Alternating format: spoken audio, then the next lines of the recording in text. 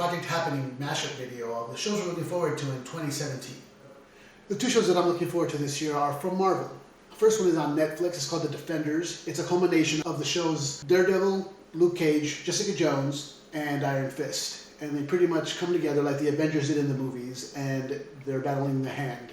Sigourney Weaver plays the main villain, and there's not much known about it yet. They just released the first trailer, but it looks pretty interesting, and I'm thinking that it's going to be as good as the other 4 shows have been at least. The second show I'm looking forward to is Marvel's The INHUMANS on ABC. It's a spun-off from Agents of S.H.I.E.L.D., also on ABC, and it starts in September. The pilot will be shown on IMAX, and the subsequent shows will all be on ABC. It's only, I think, an 8-episode season, so it focuses on the royal family of Inhumans led by Black Bolt, and it shows the struggles between being a human and trying to live in a human world. It's going to add to the MCU, I think, in many ways, just because it's going to add that layer of kind of what X-Men did for Fox. Inhumans is going to be for the Marvel Cinematic Universe. Those are the two shows that I'm looking forward to. Hopefully they kick ass. Two shows I'm looking forward to in 2017 are Stranger Things Season 2 and Sense8 Season 2. Sense8 is actually now available to stream on Netflix, all 10 episodes.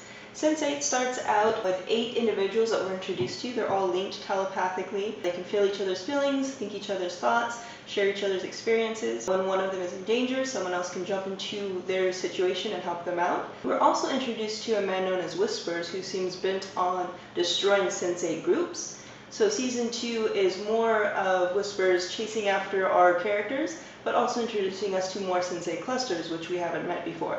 So that should be interesting. Stranger Things Season 2 will be available on Netflix in Halloween.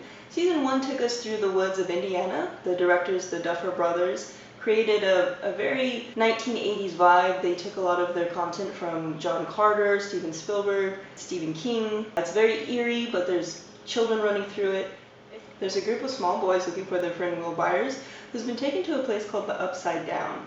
We're introduced to a young girl called 11. She has supernatural abilities. She can move things with her mind. She's been able to open a gate into another dimension. Unfortunately, that gate released a monster known as the Demogorgon. His mother, frantically searching for Will, thinks the only way she can communicate with him is through Christmas lights. There's a sheriff that's experiencing his own dilemmas and background. Season 2 takes place a year later in Halloween. We're going to be introduced to new characters and talk about why there's only one monster in the Upside Down. I look forward to watching both episodes and can't wait for the binge watching to begin. So there's a couple of shows I'm looking forward to this year in 2017, one of which is called American Gods, which aired on April the 30th. And what this is, it's a show that has the gods of old squaring off against the gods of new in the new world in the United States. So our main character is a human mortal named Shadow Moon, who's led around by his employer, who's more than what he seems, by the name of Mr. Wednesday, who's played by the great actor Ian McShane. So there's only been one episode so far, and in this episode it's a very shocking, gritty, very adult show. So this is not for children by any means, which is why I'm very excited about it. So it goes into human needs and what they worship and what manifests as our modern society goes towards different things: technology, fame, money, whatever that manifests as the gods of new. And the gods of old, what people needed in the past, they're still around and they're trying to fight, and they're trying to point out to people that they're still needed. So it's just it's a pull, it's a grab for worship. That's how they get their strength. So, and this hilarity ensues actually. So all the people that are caught up in the middle of this don't know what's going on. It's very confusing at the beginning, which is what it's meant to be, which actually makes it pretty good. So the next show I'm actually looking forward to is a show. It's in its 2nd season called The Last Kingdom. Now this one aired back in 2015. It's on BBC America, and it has to do with 9th century England when the Viking Danes invaded southern England, the kingdom of Wessex, Northumbria, Mercia. It's actually kind of akin to the show Vikings, but it's actually on BBC America, so it's a British production, so it's actually pretty good.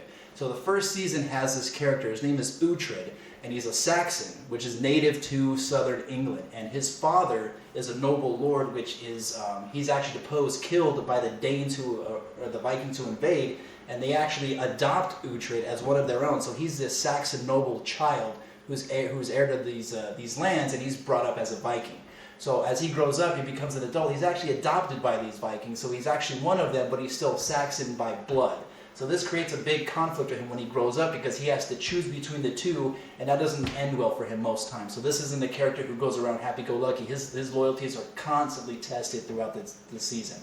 So at the end of season 1, he helps a guy known as Alfred the Great, King Alfred of Wessex, defeat the Vikings, whom he actually grew up with. So he sided with his Saxon blood, and at the end of season 1, he's actually free to go out and try to reclaim his lands, which is actually pretty good. Because season 2, I have no idea what it's about, so I'm looking forward to his conflict, trying to reconcile his Viking upbringing with his Saxon birth. So with that being said, I'm really looking forward to these 2 shows, and we'll see what they bring. One of the shows I'm really excited about watching this year is Bloodline. Bloodline is an awesome show. I thought the cast and crew did a fantastic job. Bloodline is a drama series that follows the story of the Rayburns and their dark secrets. The main stars of the shows are Danny, which is played by Ben Mendelsohn, and John, which is his brother on the show, played by Kyle Chandler.